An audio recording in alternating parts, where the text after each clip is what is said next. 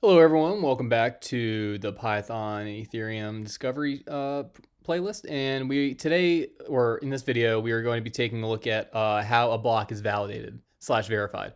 So I did leave the account verification steps in so we can see all the verification at once, just so we can see which functions are used, how they're used, making sure we can trace the values, make sure they're lower than the target hash and everything like that. So we essentially are getting all the values that we can hand trace to see that the target is greater than the actual guess, thus making the consensus valid and making us able to validate and verify both transactions, accounts, and blocks. So we're going to take a look. It's still the same use case where Alice sends Bob a transaction as before. So Alice is the sender, Bob's the receiver. We're sending the same amount. We're going to go through the R, the S, the V creation, everything like that, the sign transaction, and how we do that, but we don't print that out. We're just mainly focused on what parts of the system use consensus when we send a transaction between two users. And that would be Alice sending a transaction to Bob. So in here, we did uncomment or comment out 1, 2. We left 3, and we did comment out 4. So we're just focused on right here. So we don't really print anything out in the main pie. This is all source code debugging. And if we take a look right here, we can see that the only thing we do print out is this star line to separate the parts and the part 3 name. So if we go to run this, we should see the validation of the user, the transaction, and the block itself. So let's run that real quick. Let's see what happens. So we have the private key, which we didn't decode. I guess I missed that in the main. We have the transaction parts. As we can see, we're missing the VDR, the transaction type right up here. But we see the VDR, the V, the R, the S right here as before.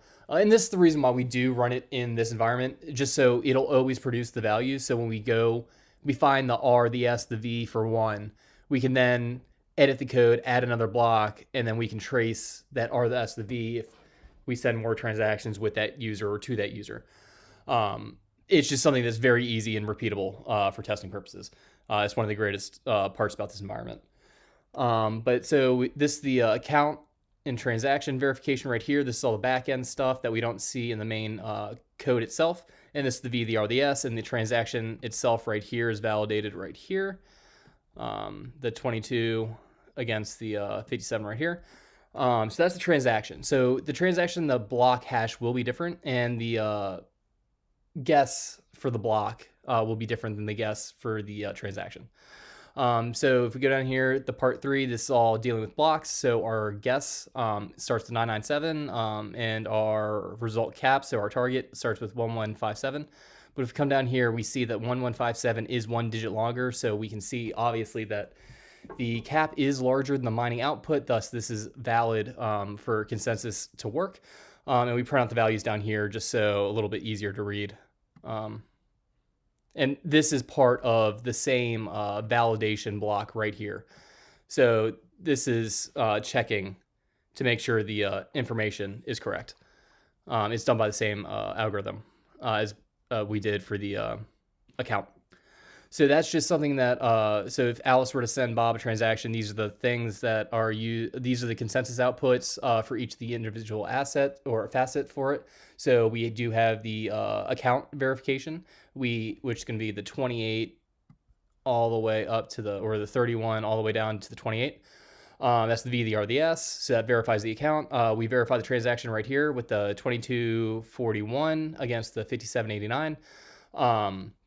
And since 2241 is less than 5786 in the same length, as we can see, we have a 3, or actually, yeah, we have 3 on each side. I'll try to format that better in future updates.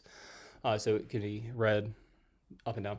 But yeah, this is where the transaction gets validated right here. That's the transaction guess right here, 22418, which is the same as the S up here. I have not found any correlation in the code between the S and the transaction hash. But I'm sure that there's something there. I just haven't stumbled across it yet.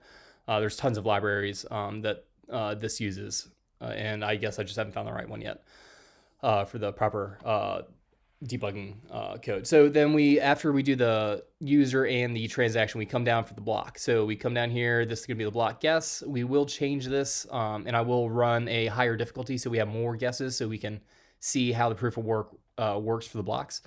And we have a result cap right here. So that's the thing we're trying to get under. It only took us one guess. So we only have one output, one mining output against the result cap to compare. And we printed it out down here just for easier readability. So if we do want to change and say, make this more like a real world environment where the difficulty is not one, we can change it up to, let's do 10 first and we'll go to 100, then we'll go to 1,000. In the code, we only have 1,000 guesses per nonce. So if we go over 1,000 nonces with 1,000 guesses, then we've run out of actual guesses. But so we increased difficulty 10, everything's still the same. We're gonna clear the command line and we're gonna run it again. And this should have more of the proof of work for the block. So this is the system trying with a higher difficulty to validate the block that contains the transaction that Alice sent to Bob. And this is the same transaction we've been running in this main app.main.py or app/main.py file for our demo app. That has not changed. So let's run it again.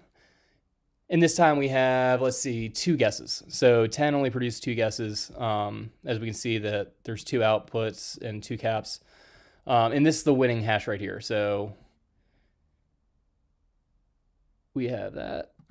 Then we come down here. We go back here and we're gonna increase to 100. So we got 100 right there. We're gonna save it. So this can produce even more. And this increasing the difficulty simulates a more realistic world or realistic real world implementation of an Ethereum blockchain. The current difficulty is somewhere in the millions. We're running it with 1. This makes our validation and verification very, very quick as opposed to the 20 minutes it would normally take on the main Ethereum network.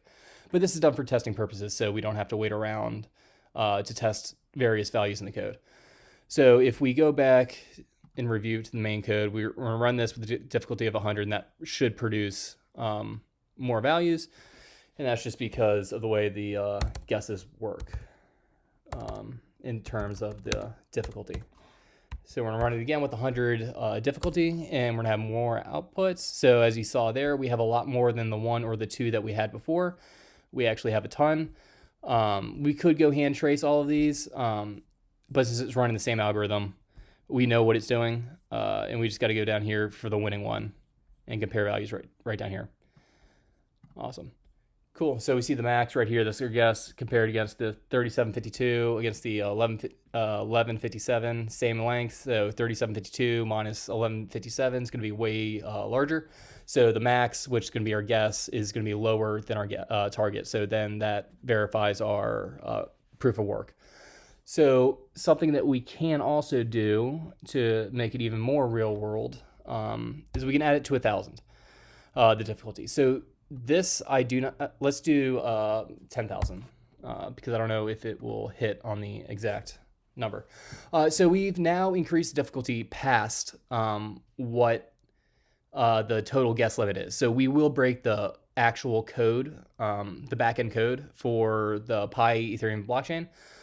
We can see that right here. This will get tons and tons of guesses, but we're working slowly toward a real world equivalent, but on a private network, just to show how long and like how intense it is for proof of work and validation on a blockchain, which goes to how cryptographically secure it is, because they have to figure out this hash quicker than any other miner or validator on the system does. And then when that happens, it will have to check the added block. So it'll expend other resourcing powers there. So we ideally would like a super powerful machine, but with these lower values, it's more even, I would say, in terms of where we don't need $100,000 laptop or a computer to do the 20-minute block times on the main Ethereum network. We can just increase the difficulty on this network, as well as the source code for guesses, to more match a real world implementation where the difficulty isn't 1 or 10 or 100. It's more of 100,000, 150,000, 200,000. That would give us more guesses and show more of the hashing function and proof of work and consensus together. But we're gonna break the code right here. This is always fun to do. Let's clear it real quick. Run it. So it's gonna run for a while, and we found it without hitting our guess limit. That's pretty cool. So even though our difficulty was higher than our total number of guesses, our total number of guesses was actually able to figure it out before we reached the max number of guesses.